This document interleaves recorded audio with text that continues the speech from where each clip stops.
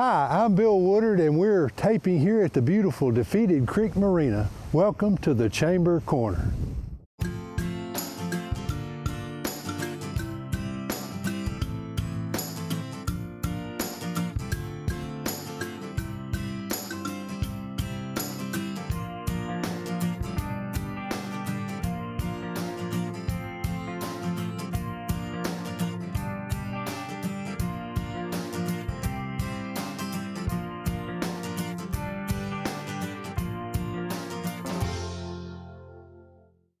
Okay, we're here at Defeated Creek Marina, and this is a beautiful day.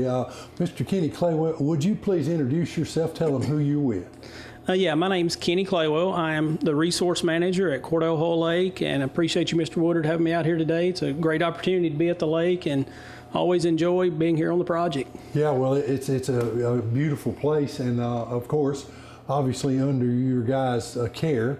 Now, this is we're sitting in the Marina restaurant right now. This is a leased property, leased from the Corps of Engineers. Is that the way I understand it? That's correct.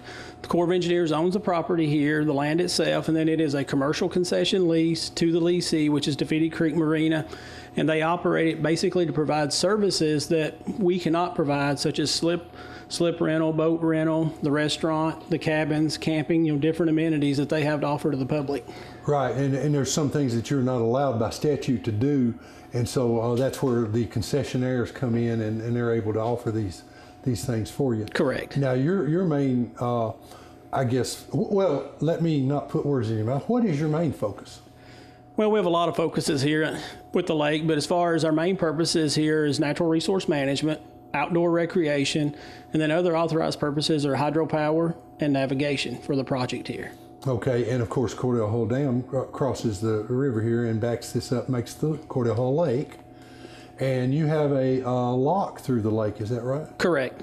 Yeah, now how does that work? How does the lock work in, maybe not physically, but if somebody wanted to come through? Okay, pretty much Cordell Hull Lock is the furthermost upstream lock on the Cumberland River system. And then there's about 63 miles of navigable water above Cordell Hull Lock.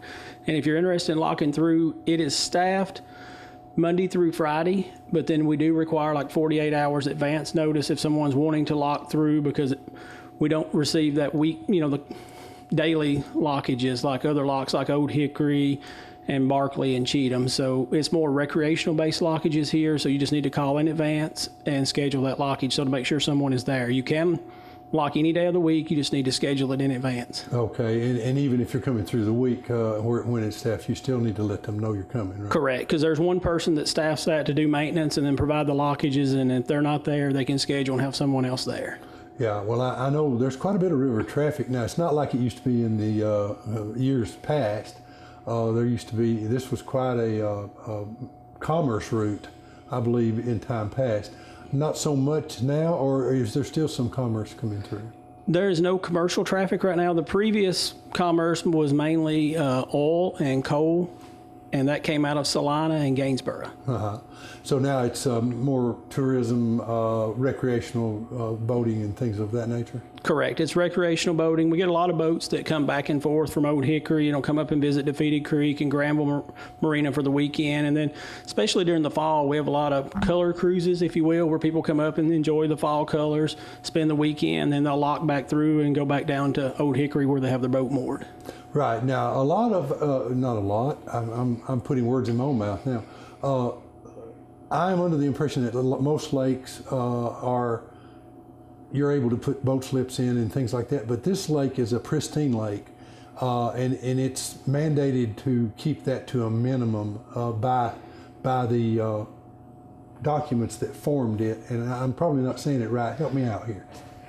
Pretty much you're right on track. Cordell Hull was one of the latter developed projects on the Cumberland River system, and with that we have a larger amount of shoreline, where some of the lakes like Old Hickory that you're referring to that have private boat docks, they had a minimal amount of shoreline. There was not a shoreline management policy at the time, so people kind of built docks, got permission to build docks, and then later on, as we came through that process, we realized we needed a bigger buffer around the shoreline for environmental reasons, for erosion, bank stabilization, and so this lake does not have a shoreline management plan to authorize docks. It's more for fish and wildlife habitat and enjoyment by boaters and fishermen and hunters. And for generations to come, this lake should remain relatively the same. Correct.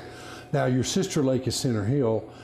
They have something in between that, I think. They have shoreline management and wild areas, but they do have docks on occasion. There is a few docks over there, and my understanding is all those docks are grandfathered docks from prior to the district having a shoreline management plan for the lakes. And so those docks were already constructed where it's an older project, and then they were grandfathered in.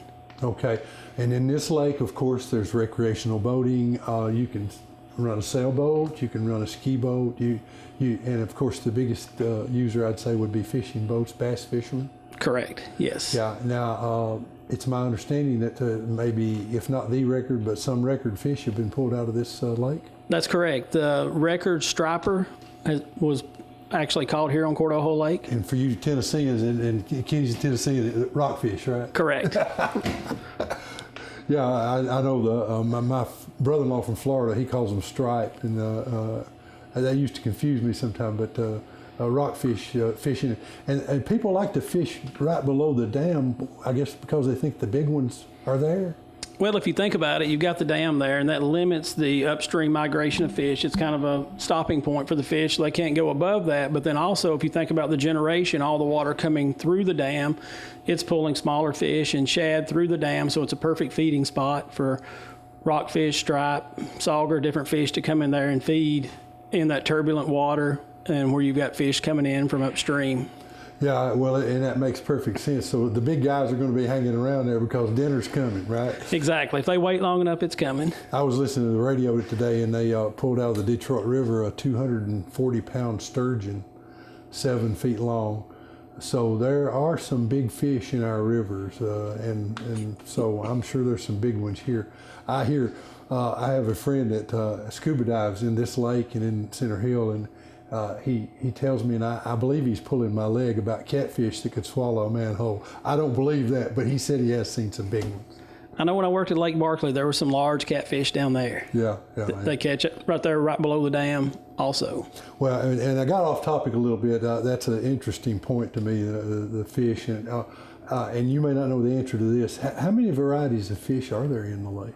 Yeah, that one will be above me right now, but there's numerous varieties of fish. I mean, you've got 2 or 3 different species of bass in the lake. You've got 2 different species of crappie at least. You know, there's walleye, there's sauger, bluegill, different species of them, you know, some sunfish. So we've got a large variety.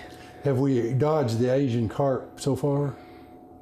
To my knowledge, we have. You know, I don't know that they found any in the lake. Supposedly down toward Old Hickory, they have been seen, but to my knowledge, I've not seen any actually in the lake here. So if we're riding along and something jumps in the boat, look out, we've got Asian carp. Exactly. And hopefully that's not the case. I know that's been a big issue, is trying to basically mitigate for the Asian carp. You know, they're looking at doing a fish barrier at Lake Barkley, which is the entry point into the Cumberland River, and that's something that the Corps, Kentucky Fish and Wildlife, TWRA, and U.S. Fish and Wildlife are all been partnering on to try to come up with a barrier to mitigate and prevent those fish from coming into the Cumberland River system.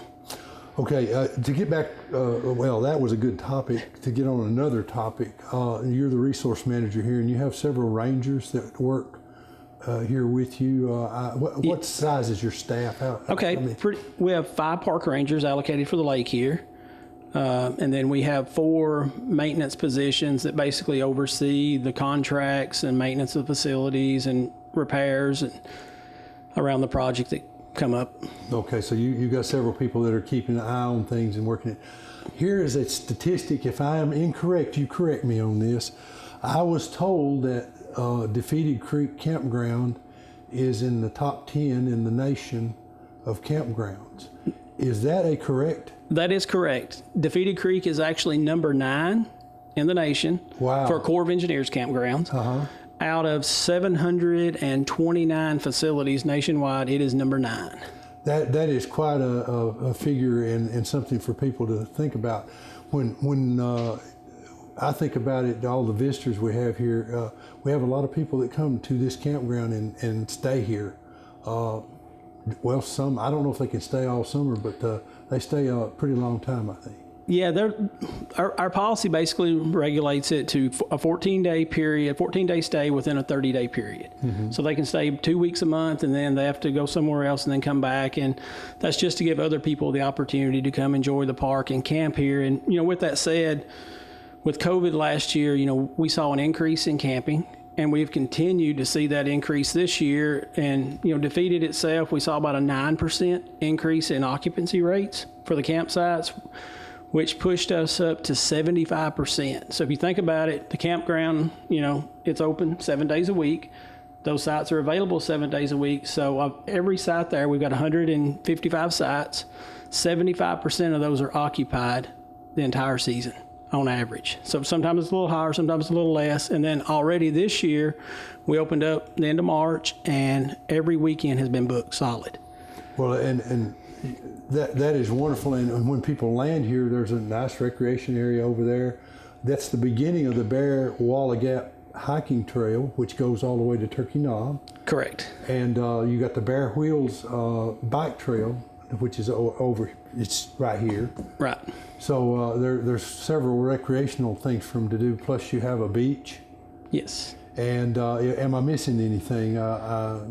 I know the Visitor Center, if they go to it, there's a small trail there, isn't there? Correct. We have the Turkey Creek Nature Trail there. It's about a half-mile paved loop right there near the office. It actually ties into the office on one end, and then you can make that loop and come back to the office, or if the office is closed, we have a little parking lot right past the office that you can access that trail and go around it. And then if anybody does come to that trail, if it's Monday through Friday between 8 and 4, we invite you to come into the office. We have a visitor center there that we've got some wildlife mounts, and we've got some water safety exhibits and different things for kids to enjoy. We've got some tree leaves for identification. We've got animal tracks, just a lot of different things for kids to enjoy. Yeah, that nature center is really nice. Of course, the big draw for me is the bicycle, making the light bulb burn. That is correct, yes. We have our own personal generator there that displays pretty much how the generator works. You get on the bicycle, you pedal it, you've got a generator that produces power, and there's a light bulb that lights up. And that actually came out of the power plant. And believe it or not, I can remember as a kid when that was in the power plant, visiting the power plant and pedaling that same bicycle as a kid. Yeah. So, it's probably 35, 40 years old now and still going. Still going and still lighting up. Yeah, so a lot like our dams themselves. We're pushing 50 years old for the project. Really? In 2023 will be our 50th anniversary. So,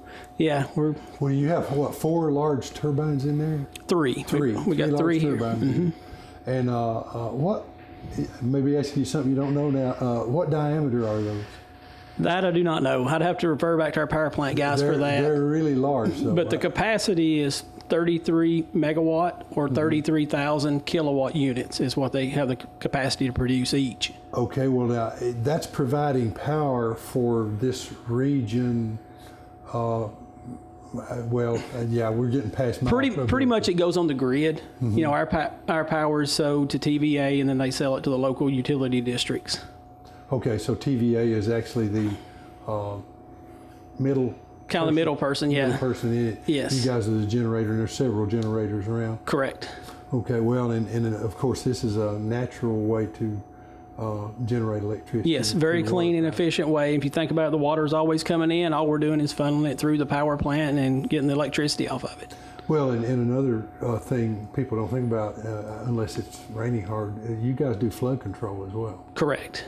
And seems like the last few years that's been a major task of ours. We've had a lot of spring floods, a lot of high water events, and the district, in my opinion, has done an excellent job mitigating for that, holding back the water. I mean, if you look at it on Center Hill, this last rain event we had at the end of March, they held a lot of water. Delhalla held water to basically allow the rivers to kind of go down, and then they started releasing that water to get their pools back down. Yeah, I noticed it may have been 20 years ago now, but it was some time ago we had a major flood here, and it was, all the devastation in Nashville and even up here. And it was where everybody got caught by surprise with a rainstorm that just rained solid for weeks. And I appreciate what you guys do, because I know property around here and even in Metro Nashville is saved because of the management you do with the flood.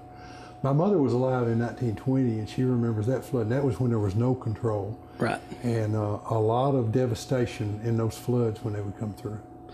Yeah, and that actually goes back to the authorization for the project, which was actually part of the Flood Control Act of 1938. So I'm sure as a result of that flood you're referring to is why Congress authorized these projects, is to help prevent that.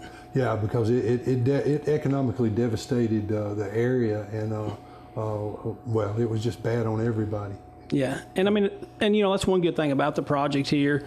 By having it here, Court of Hull specifically generates a $31 million economic impact to the local community and surrounding community through outdoor recreation, jobs that support outdoor recreation, and then users coming to the lake. Yeah, and I have no problem believing that. We have a visitor center up at on I-40, and people, they kind of shake their head when I tell them this, but the last figure I had was 3.2 million visits. In other words, 3.2 million people actually pulled in, stopped, and came inside. Wow. in a 12-month period. That is a mind-boggling figure. It is. That's a lot of people. And for our visitation here, last year we were right under 900,000 visits. So 893,000 visits is what we recorded. We've got traffic counters at our various areas, and we kind of count the cars, and then we have load factors based on the number of people in the cars. And that's how we generate that number. But yeah, right under 900,000 for the project. And that's a lot of people for a county with 20,000 population. It is. And I know a lot of times even, the campgrounds themselves has been referred to as their own community. There's so many people in these campgrounds over, the holiday weekends and almost every weekend that it's kind of its own community in a sense. Yeah, and what I like, people that come to the campgrounds, they go out to our restaurants. We've got a restaurant over here, Pleasant Shade Cafe, and I'm sure you've ate there. Yes. Yeah, good stuff, Absolutely. And Franklin, he does a good job cooking. In fact, the last meal I had there was fish on Friday, of course, and it was a really good meal. But these folks, they frequent those restaurants. They come downtown, go to the antique shops. They walk around, and they frequent our restaurants, and of course, I don't know that I've ever took a vacation that I didn't have to go to a store like Walmart or something like that. Exactly. So people spend a lot of money when they're camping. Exactly. And I know every time, being in the outdoor recreation business, every time I drive by a Walmart, a place like that, I'm kind of looking in the parking lot and recognizing campers. Being in this business, you see campers, you look at them like, oh, that's nice, look at that camper. So it catches my attention. And it's like every time I drive by a Walmart, there's a camper there. Yeah. Because if you're camping, that's your last stop before you get here. It's some type of convenience store or food store like that to stock up, and then you come to the campground, spend the weekend, whatever you're here for, and enjoy your time. You don't want to have to go back for groceries. You want to kind of relax and cook, and then like you were talking about, go out for your nice meals in the afternoon. Yeah, and that's what most people do, and we've got that available to them. In fact, this restaurant, this is a beautiful renovation that they've done here.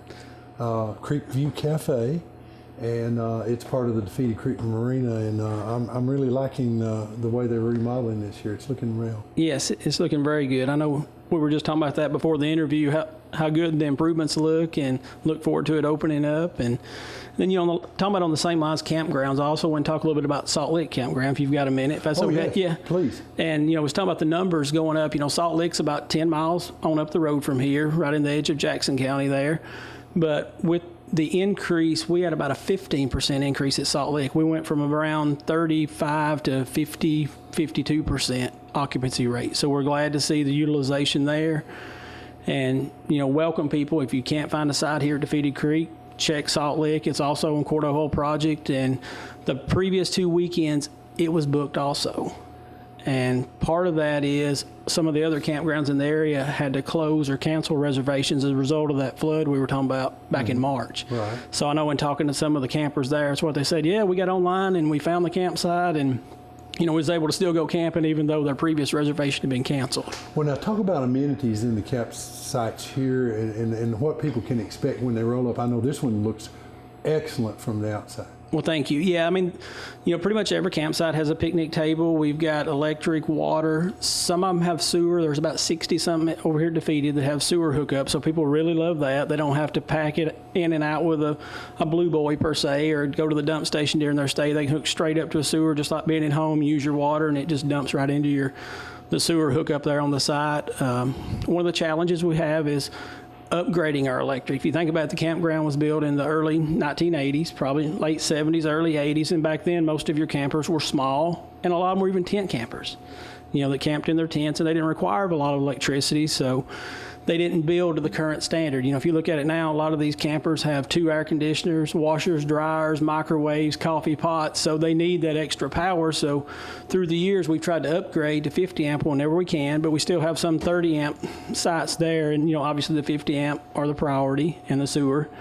But that's one thing we look to anytime we get an opportunity, is upgrading that electricity to 50 amp. Well, I know they're really nice, and of course the paved roads going around through there, and having the beach, it's really nice here. And Salt Lick is basically on the same level, is that right? It is. The little difference in Salt Lick, I would say, is it's a little more remote, a little more wooded. The sites are probably a little more spread out. You've got more woods up there, more of your outdoor camping. So, we've actually got a woodland loop up there, we call it, that's pretty much all woods, and all the campsites are shaded, but they're a little smaller, a little hard to get into, because with being in the woods, you've got a little steeper accesses to get in, where over here this is more flat, and it's easier to get the bigger campers into and have a little more space. So what you're saying is you've got something to please just about anybody. Exactly. That's our goal, is to try to please everybody. And and that's some of the smaller sites. Last year, we dropped the price because they wasn't getting used as much, and that was a good way to accommodate a different group of users. So we've got our better sites that are priced a little higher, and then some moderate sites, and the ones that we're not getting used as much, we dropped that price just slightly, and then with that, we've seen a significant increase in usage. So we were glad to see that, and then have the opportunity to accommodate other people. That if you're just tent camping, you don't need a premium site with 50 amp service or sewer. So that was a good change. It was suggested by one of the park rangers, and I think it's went over well. Okay, well, is there anything that you wanted to mention that we haven't asked you about? The only thing I could say, and we touched on it just a little bit with the Bearwaller Gap Trail, is I wanted to put in a plug to Smith County here, the Smith County Rescue Squad. Mr. Sonny Carter had came to us probably a year or two ago with concerns about, throughout the year, we get hikers that get lost on that trail, or they get in too far and do not realize it's a one-way trail. It's 5.5 miles from the Overlook back to Defeated here, or from Defeated to the Overlook. And so they may start out in the afternoon, 2 or 3 o'clock, heading there, and then they start back, it gets dark on them. And then they ended up getting stuck on the trail. They don't really know where they're at, because it is a moderate hike. In some places it's pretty strenuous and kind of some tough areas. So we had people getting lost out there, and then they're obviously getting those calls to try to respond to the lost hikers, and they don't know where they're at. So one of the things that we proposed, or he proposed coming to us, was, can we put some stations, some benches along the trail, and then mark those so people know where they're at. Well, as part of his request, we kind of got together as a group, we brainstormed, and then through the Corps, we have what's called a challenge partnership agreement, handshake agreement. And that's an opportunity for us to apply for some Corps funds, to come out of our headquarters budget. And with that, we can partner with somebody we've never partnered for. So with that, we got with Sonny Carter and the rescue squad, and basically we come together with a partnership that we're going to put some benches, and basically we call them emergency stations. So we'll have some benches, bulletin boards, a security light, and then a first aid kit at 2 different places on the trail, so that if people do get lost, they will be able to say, hey, I'm at this station, or I just left this station. And then as part of that, the rescue squad is going to help stock those first aid kits periodically with the rangers, and then they're going to be more familiar with the trail. We're going to have quicker response time to people that get lost. And that's something that we're working through, that we got awarded that grant, $6,000. So we're excited about that. And right now we're just kind of working through that paperwork process, with hopefully, as part of our National Public Lands Day at the end of September, we will actually implement those stations, get those constructed, and put on the trail. That is a wonderful upgrade, and Mr. Sonny Carter is a wonderful asset here in the county. Yes. With EMA. He he wears several hats. He does, and I know, I guess it was last year with the storms over here. He was one of the first ones out here helping clean up, helping check out everything. We actually had a camper turned over from that, so that was, very unfortunate, but he was right here. Nobody was hurt with that, so we were lucky there, but he has always been a great partner of ours. That's another thing, too. Over the years, he and Mr. Jackie Carver, Sr., they have applied for grants and bought equipment, and we have a well-staffed rescue group here. And they've got the Jaws of Life and the different vehicles, and so they've been able to go and like Macon County and help with stuff. I guess we need to probably cut off here, but Kenny, I'd like you to come back again sometime and just talk a little more about the lake. Yeah, and, sounds perfect. And if you want to, if somebody needs information, what's a phone number they can call? The best number is our office. It's 615-735-1034. And it's open Monday through Friday from 7:30 to 4. Okay, and that's with the Corps of Engineers. Mr. Claywell, thank you very much. Appreciate you coming by. Thank you, Mr. Woodard. Appreciate it. Hi, we're glad to have Miss Suzanne with us. Suzanne, tell them who you're with, who you are, all that. Okay, I'm Suzanne Angel, and I'm a regional overdose prevention specialist for the Upper Cumberland. I work out of the Smith County Drug Prevention Coalition. Okay, well, and you've got a couple of topics to talk about here. I know there is a problem that we have here in the state, and it's not unique to Smith County or any other county, but it's overdose, and I think you've got some possible help for that. I do. I would like to just encourage people, maybe the summer is a good time to take training. There's free overdose reversal training through the regional overdose prevention specialists across the state. But if you're in Smith County, DeKalb County, you contact the Smith County Drug Prevention Coalition and we can set up a free training. I think sometimes people hear of a class and a test and a certification, they think it may be hard, but I want to promise anybody it's simple, it's a nasal spray, and in 10 or 15 minutes we can teach you how to save a life. Overdose does continue to rise in the nation, in the Tennessee, and in the Upper Cumberland. Overdose death, opioid overdose death, is reversible with a medication called naloxone if administered in time until EMS can arrive and be there. We encourage people, the Surgeon General of the United States encourages people to carry it. It's really simple. You can get it from the pharmacy. You can get it through regional overdose prevention specialists. Of course, your provider can prescribe it. But it's not just for people that have addiction or history of addiction. We need community members to know what to do in this medical emergency. Can save lives. I took the training several months back, maybe even a year or longer, and I have a kid in the car, and we carry it with us for that very reason, because you never know who you might run into that you could save your life. And the one thing that a lot of people worry about, well, should I or shouldn't I? Well, if you have doubts, if you administer that to somebody that's not in an opioid overdose, it doesn't affect them at all. It does, and you're still going to always call 911. If it's another medical type emergency that's not an opioid overdose, it won't have any effect on the person, but we're still going to call an ambulance, regardless if it is an opioid overdose or it's not, because it's just the first step. This is a medical emergency, and we do need EMS, but it can restore breathing if administered in time to people, and that gives them less chance of brain injury, less chance of not surviving their overdose. And with the fentanyl and carfentanil that you hear on the news, it's getting in all the illegal drugs, not just your heroin, not just prescription pain pills. We've seen a 40% increase in fentanyl getting into methamphetamine and cocaine stimulant medication. So it's really important for anyone that has any type of substance use disorder, anyone that knows or loves someone, or people also with chronic pain that have legitimate medical conditions. They're not doing anything wrong, but they can accidentally get their medication mixed up and have overdose. And we encourage people to lock their medications, because childhood poisoning is a problem too, and concerns with any medication.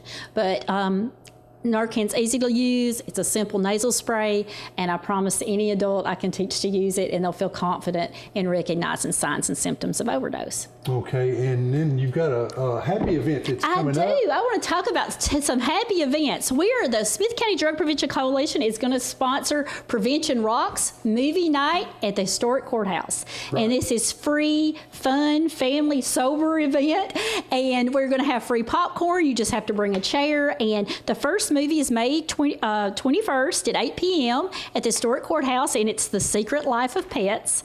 And then on Friday, June 25th at 8 p.m., we're having Sing. So we're excited to have this. We'll have a prevention message, but basically it's just going to be a fun, educational family event for everybody, and we're just going to have a good time. And it's right there on the courthouse lawn. Yes, it's a great place to have it. And then in July 24th, we're having Hope Fest. And we'll talk about that more, but we just want people to get it on their calendars from 5 to 7 p.m. We're going to be giving back to school supplies, and you can register for those school supplies on Eventbrite on Facebook just to make sure that we have enough for everybody. That's what we're trying to do. And we're going to have resources, naloxone, Narcan training. We'll have vendors, free food, music. We just want it to be a fun event, but we're really, really excited about our May and June movie, Prevention Rocks outdoor movie at the Historic Courthouse. So we want everybody to come. I think it's going to be fun. It's going to be good to get together. We're going to be outside, so it should be safe, and we just want people to join us. Sounds like it'll be a good time, and it starts at 8 o'clock or dark. Yes, at dark. And we will have we'll have free popcorn, some concessions, and we just encourage people to come out a little bit earlier. They can get to know the coalition. They might even want to volunteer and join the coalition. And we want to help people and stop the substance use disorder in our county. It hurts us in a lot of ways. We want to be there as a support, and community support, community events, family fun events is definitely a protective factor for young people. No doubt. Well, Suzanne, thank you for being here. Thank you for having me. Appreciate it. Thank you. Well, we're happy to have Miss Mary Draper here. Mary, tell them who you're with. I'm with the Extension Office here in Smith County. I'm the Family and Consumer Science Extension Agent. Okay, and what do you need to tell us today? What's going on with FCE? Well, we're having canning going on right now because right now we're having lots of strawberries come in. So on May the 21st, we're going to have an Extension Explorers Zoom talking about preserving strawberries. So that includes freezing, drying, and also making those goods, jams, and jellies. So this is a free event. And it will be on Zoom, and if you'd like to sign up, you can sign up at tiny.utk.edu/Extension Explorers 21, or you can call the Extension Office and I can give you that URL link again. But it is a free event, and we hope that you can join us on that day. And again, the next month in June, we'll be talking about green beans. So each month we'll have a different topic of things that are in season and how to preserve those. Okay, well now the famous George McDonald has Catisa Farms, and his strawberries are famous. Mm-hmm. Are they in yet? I think so. I saw on Facebook they were. So yes, I think he's got those in. And so if you want to enjoy those all year round, not only during the season, yes, exactly. You can get them jams and jellies or freeze them. It just all depends on what product you want to use them for. Okay. Well, anything we've missed? That's it. And then also in June, if you want to dive more into canning, we're having a hands-on canning session on June the 14th and the 15th. So we'll actually be making a specialty jelly then. So you can call the Extension Office for more information, and that number is 615-735-2900. Okay, and you had a meet and greet today, and there was a lot of folks came to that. They have them with the chamber, so call that number if you want any more information about that. Mary, thank you for being here. Thank you for having me.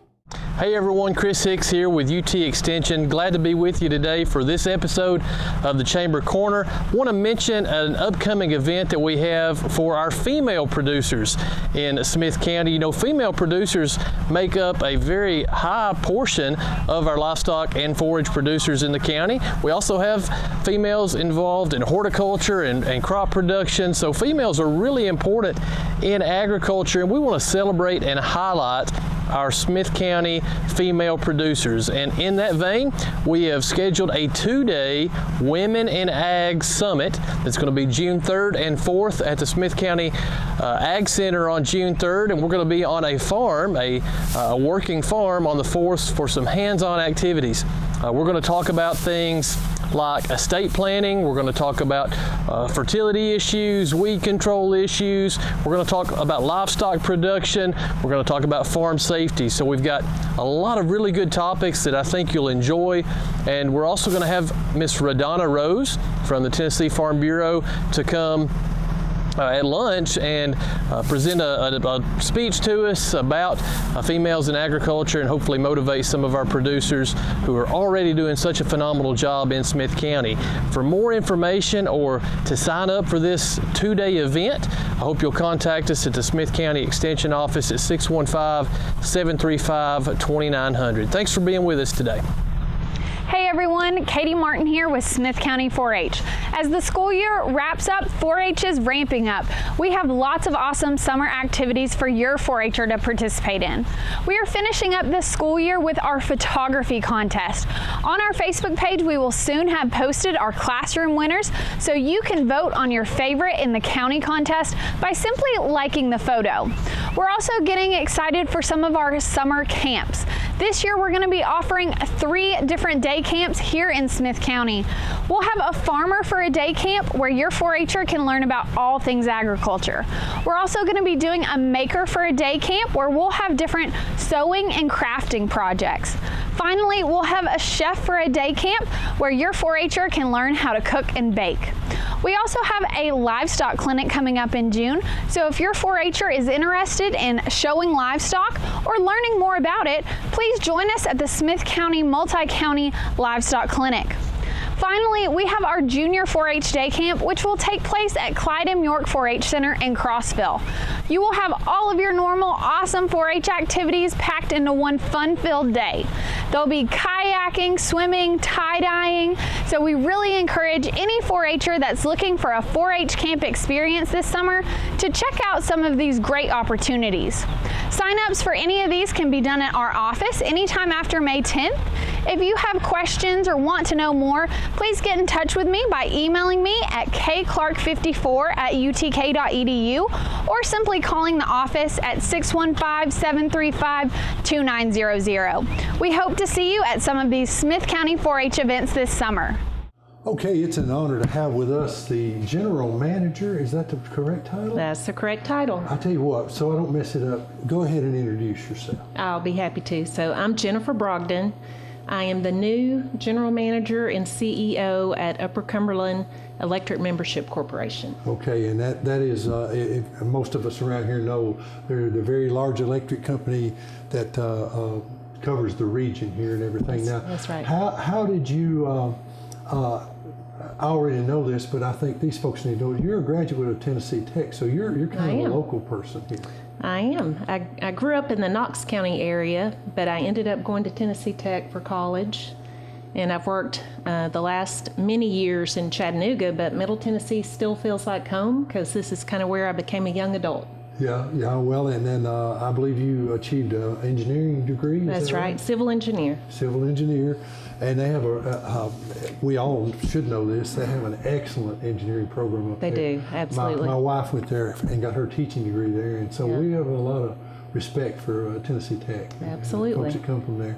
So Chattanooga to here, back in Middle Tennessee, and so this can feel like home to you then. It does. Good. It feels familiar, which is really good. And I know you've actually live in Smith County now, is that correct? I do. I just moved into my new home about 3 weeks ago. Oh, that's wonderful. Proud resident. Right, and you mentioned before the interview your son drove you down here. He did. He looks like pretty good protection. He is. Anyway. It's nice to have him in town to drive me around today. Yeah, well, that's a wonderful thing. To get to business, I had some prepared questions because I wanted to make sure I asked you the right stuff. Thank you. The Chamber, we helped you guys very minimally with a groundbreaking ceremony. Yes, and you did. I think we should tell the people what was going on with that groundbreaking ceremony. Well, first of all, thank you, Billy, for helping with the groundbreaking. It was last week, and we had several members of the community out there supporting us, which we also really appreciated. And also a big bunch of Upper Cumberland employees to kind of celebrate the experience. But the groundbreaking is for our new office in Carthage that will house our linemen, the place where they work out day after day, and also our customer service folks. And we'll have a new area for our customers to pay their bills, and it'll be much more spacious and modern. Well, and the cause of this is a good thing. You basically That's outgrew it, right? We have, and you know, times change. The building is 42 years old, and technology has changed immensely in the distribution To world. say the least. To say the least, and continues to evolve very rapidly today. But you know what really has outgrown our building is just the size of the equipment. The trucks today have to be a lot larger to accommodate the poles of today, because there's a lot more technology going on our poles with fiber and telephone and electric. They're just wider and bigger and need bigger trucks, and our truck bays just weren't large enough to accommodate our trucks, which is a pretty expensive asset for us that we want to make sure we take care of. Okay, well, one of my questions was what changes can we expect in the new Yep. office? I think you answered that really. Spacious lobby, room to park our trucks, and some additional technology I think we're going to talk about too is our own fiber. And so we are kind of right in the middle of a project that is a little less than half complete, but will be half complete soon, to build a fiber ring around our entire area.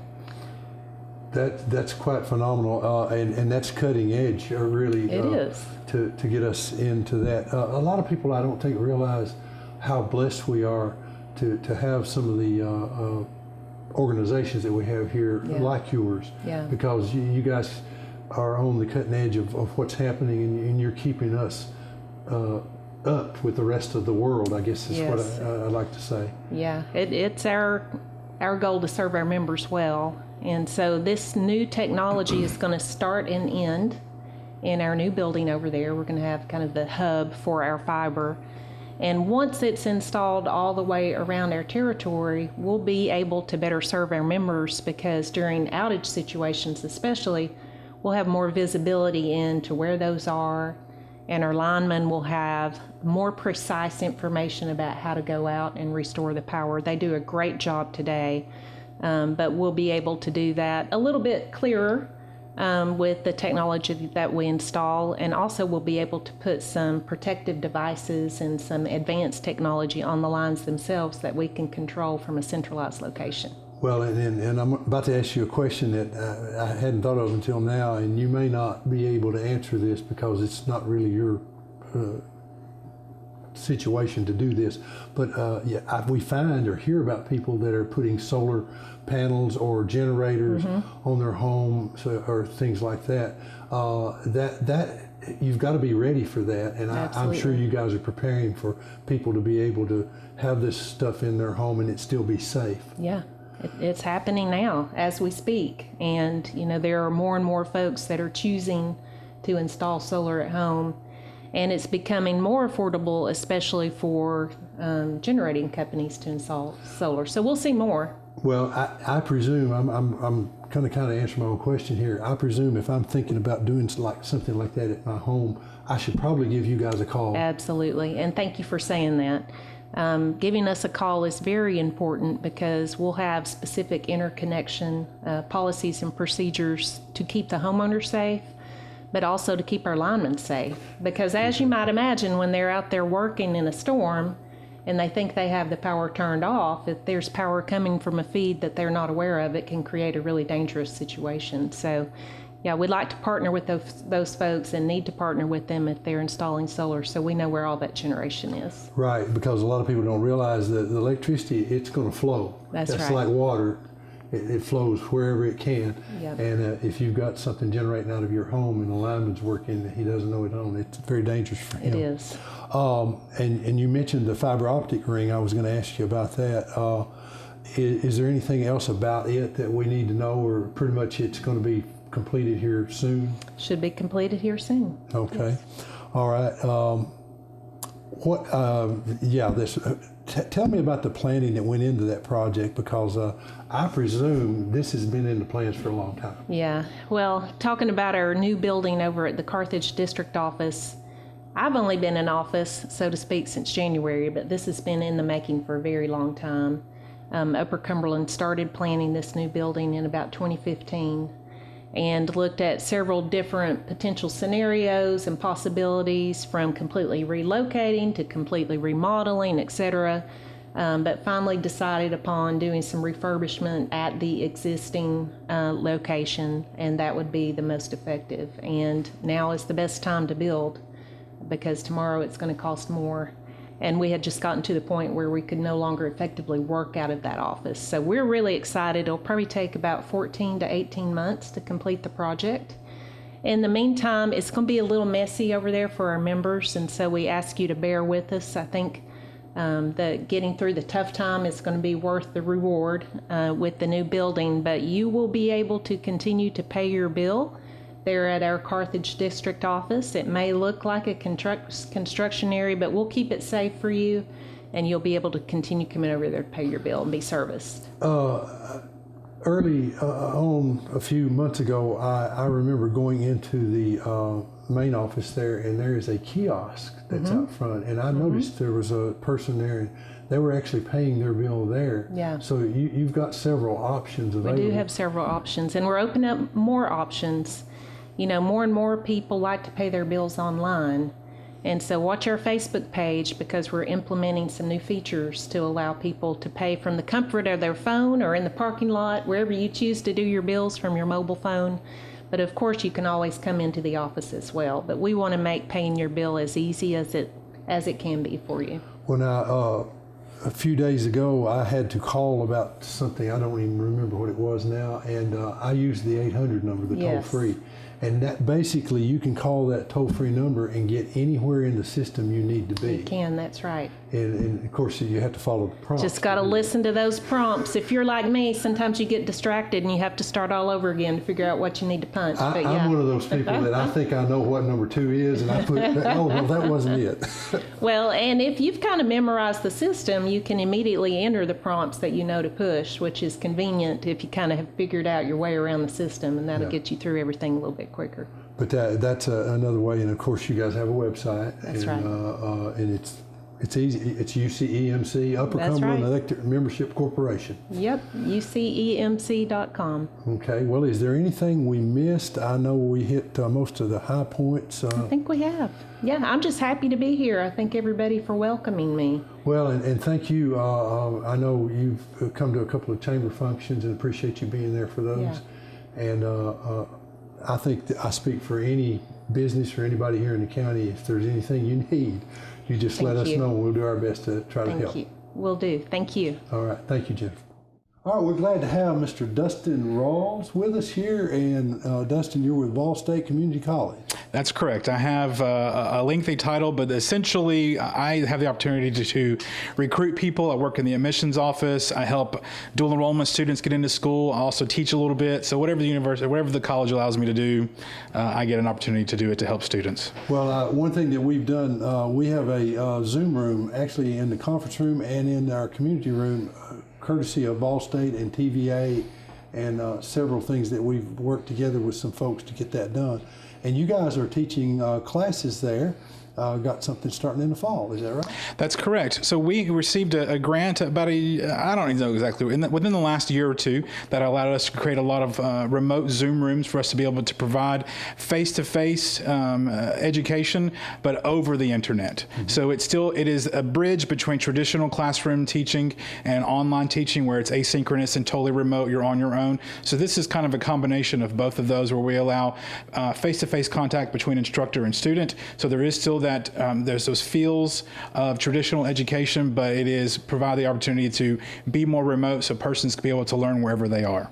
Okay, and how many campuses do you have that people can, they can remotely from anywhere, but how many campuses do you have? Great question. We have 4 campuses. Most of the internal people have also referred to it as our main campus, but our largest campus is in Gallatin. That's where the majority of our students attend. We have campuses in Cookeville, Livingston, and Springfield. Total of about, between all the campuses on any given year, pre-COVID, we would be anywhere plus or minus 10,000 on a given year. Like most schools and universities in the last year, most of us took an enrollment dip, but we do expect and we hope to see those numbers increase as life, quote unquote, returns back to normal. Right. Well, and hopefully with the things that are going on, the vaccine administration, and we'll be able to do that. I took my vaccine, and I'm feeling pretty good about it. So, Great. okay. If somebody has questions about Ball State, I'm sure there's several venues that they can go to. What would that be? There's several. Obviously, they can go to any of our 4 campuses and meet with persons face to face.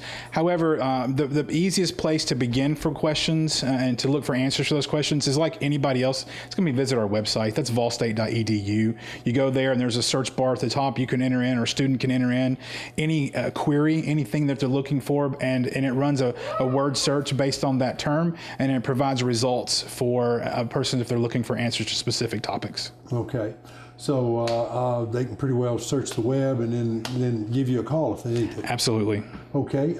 Is there anything we missed that you'd like to? I don't think so. Much like everything else, education has changed a lot in the last year.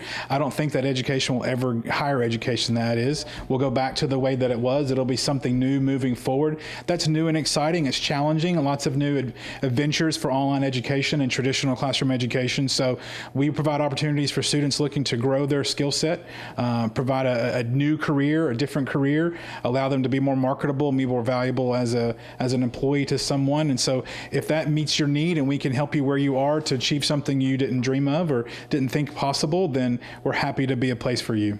Okay, and Tennessee Promise and Tennessee Reconnect both pay for, I'd say 99% of the time, for your students, right? That is correct. So Tennessee Promise and Tennessee Reconnect are 2 great programs initiated by the state of Tennessee that's being duplicated now across the country. Tennessee was the first state to do that. Kudos to all of our lawmakers in Nashville and beyond to be able to make that come to life.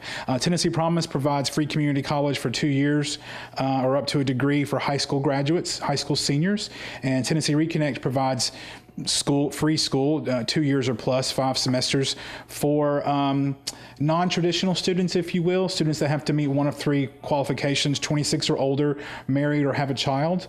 And as long as they haven't earned a degree, the state of Tennessee will, it's called a last dollar scholarship. So they'll use federal grant money first and private scholarship money, and if there's any money left over that the student owes, then the state of Tennessee kicks in the bill, and there's a zero balance for tuition and fees for school. Yeah, and when they first started that program, they said, well, it runs from 26 to 65, and I said, well, that upsets me because I'm 66, and they said, well, yeah, you get to go free anyway. That's right. And I did not know that. At first, you're like, that's ageism at its worst. Yeah. But it's true. In the state of Tennessee, if you're 65 or older, you get a free 1 or 2 classes a semester. I forget whatever that is, but you do get free school at that point. Yeah, and so I had to backtrack on there and say, well, yes, I appreciate my state. That's exactly right.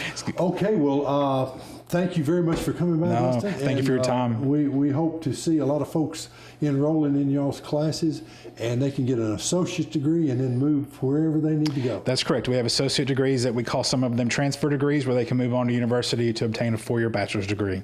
So, all right, Ball State, folks. Good school. Thank you. All right, we're still here at the Defeated Creek Marina, and the first thing I want to mention is we have a celebrity with us. We have a lady that has won with Smith County Elite at Disney World. Is that right? Yeah, they won the Quest at Disney World with Smith County Elite. Why don't you introduce yourself? Tell them who you are. Who are you? Hi, I'm Presley Thornton. All right. Well, we're so proud of you. Give me 5. All right. We did a good job there. Now, of course, that is your daughter. Yes, it is. And go ahead and introduce yourself. So I'm Bernadine Thornton. I'm one of the owners here at the Defeated Creek Marina and Campground. Okay, and the other 2 owners, I'm going to talk about them a little bit. It's Tom Thornton. Thomas. That's my husband. Okay, and then Mark Jones. Mark Jones, yeah, he's a good friend of ours. These are both big guys, they healthy. Are, yes. Could do anything, climb any mountain, do anything, but they don't do interviews, do they? Correct. that's my job. Yeah, that's so they put you up to doing the interview. That's right. They're busy working on all the renovations that you see here going on at the marina. Well, as a matter of fact, I saw Mark out there, and it looked like he had his hand right in deep in something. He was repositioning the docks. We had a bad storm come through last year that took the docks out a little bit, so they've been working on those the last few months here, so hopefully get them all back together and ready to go for the season. And you guys got a good team going here. I noticed you have a wedding venue out there where you have the tents up, and they put those up for different functions and, of course, the wedding. Yep, we actually just hosted our second wedding of the season at the Marina last weekend, and it was beautiful. Can't wait to see the pictures. We're going to have them available on our website, so y'all can check out and see what we do. Okay, well, now we came here to talk about three things, okay? Number one, you have cabins, and this cabin is renovated and beautiful. I love the way it looks. We're standing on the porch, of course, overlooking the lake. Yep, good view. So if you want to come, you know, a little romantic getaway, there's nothing, you know, it's close to home, and, you know, nothing more beautiful than looking out at the lake and spending time with your sweetheart. So it's open to anyone, and Yep. where do they call to get a booking? So they'll call down at the Marina. The number is 615-774-3131, and Tom will take your reservation. Okay, the second thing we want to talk about is Creekview Cafe. Cafe, and we just did some interviews in there, and I don't know if they'll show before or after this interview, but we were in Creekview Cafe, and you've renovated it, and it looks great. Yep, we totally renovated the restaurant, so we're able, you know, to hold larger amounts of people. We're actually changing up our menu a little bit. We're doing your favorites like the catfish and the burgers, but we're also adding pizza. Tom and I are originally from Pittsburgh, Pennsylvania, and we used to own a pizza restaurant up there, and so we are going to bring it here to Smith County. And you know, we tested it out a little bit last season, and you know, a few people were pretty excited to have the best pizza in Tennessee right here, right, and defeated. So. And we promise it's the best. Yeah. Well, I've heard accolades about it, so that's not going to be a problem. So, the restaurant, when is it opening up, and what are going to be the hours, or do you know? So right now we're open weekends only. But we're still doing a few renovations there, so we're just weekends only right now, Friday through Sunday. But next week we will start our full season, so we'll be open Wednesday through Sunday. Okay, and like breakfast or? So Wednesday, Thursday, and Friday we are not open for breakfast. We open at 11, but Saturday and Sunday we do breakfast. Okay, and of course you do a brunch on Sunday. And actually this Sunday probably isn't going to air, but for Mother's Day we're going to do a breakfast buffet. Right. Okay, we talked about the restaurant, and of course the same number is going to be to contact any of them. The last thing to talk about would be the marina itself. Now, what amenities do you have in the marina? You do rentals and? Sure. So we just actually added 5 new boats to our rental fleet. So now we have a total of 8 boats that you can rent out. They're pontoon boats.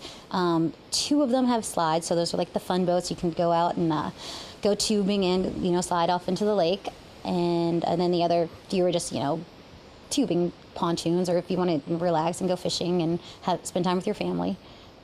Okay, and I don't know if you do kayaks and get jet skis or anything. So like we that. do have kayaks and canoes also, which are pretty popular with people actually. You know, people just like to go out there and, you know, get their exercise on the lake. And, you know, we still have the fish down there at the marina that everybody likes to feed. And of course, you know, Tom's always scooping ice cream. Yeah. Okay, and you do functions here sometimes besides just having weddings. They have a festival here, and I know the Bluegrass Festival is here, right? So we have the Bluegrass Festival. That's, I think, June 11th and 12th, but actually Memorial Weekend we are going to have a food truck festival with some bands up on stage, and then, of course, our 4th of July with the fireworks. All right, well, Bernadine, thank you for letting us come here and look around the place. It is great, and just appreciate you letting us come. Give them the number one last time before we go off. Defeated Creek Marina, it is 615-774-3131, and we hope to see you this summer. All right, thank you. Thank you. Okay, just wanted to go over some of the highlights we've got in May. Ebel's Tavern Trivia every Tuesday night, poker every Wednesday, darts every Thursday, Extension Ag Talk Tuesday on the 18th of May, a blood drive on the 20th of May there at the Ag Center. Smith County Drug Prevention Coalition lunch is on the 20th, and that's at the Smith County Chamber of Commerce Community Room. Coffee Conversations with Representative Terry Lynn Weaver on May the 21st, and that's in the morning at 8 o'clock. And then the Smith County Prevention Coalition Prevention Rocks movie at the courthouse. It's on the 21st, and they're going to be there at 8 o'clock or dark, whichever one comes first, showing the movie. We've got a summer concert series that's going on, and we've got several bands lined up here during the summer, and they're going to be on the courthouse lawn. And on May the 15th, we got Good Rockin' Tonight and Fallon. And Good Rockin' Tonight has been in several venues here in the county, and folks really really like them. On the 29th, we've got Back Road Redemption at the courthouse there on the square. And then June the 12th, Beatles for sale and Scott Steele. So you want to come and see the summer concert series that we've got going on. Sutton Old Time Music Hour every Saturday over with our friends in Granville. So if you want to hear some good music, good bluegrass music, you can go over there. And then the Uncle Jimmy Thompson Bluegrass Festival is in Granville on the 29th. So folks, we got a lot of things going on here. Smith County is a wonderful place to be, and I hope you enjoy the summer.